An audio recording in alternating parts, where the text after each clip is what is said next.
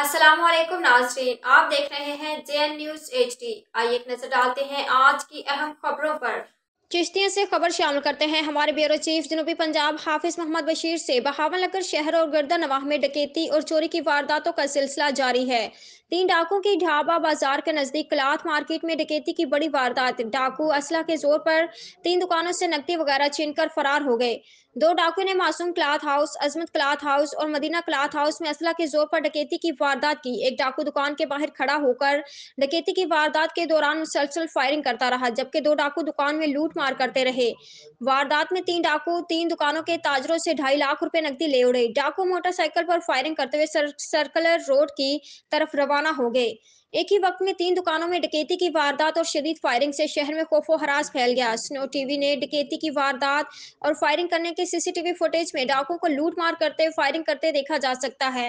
हाफिज Mohammad Bashir, bureau chief जनूबी Punjab, JN news.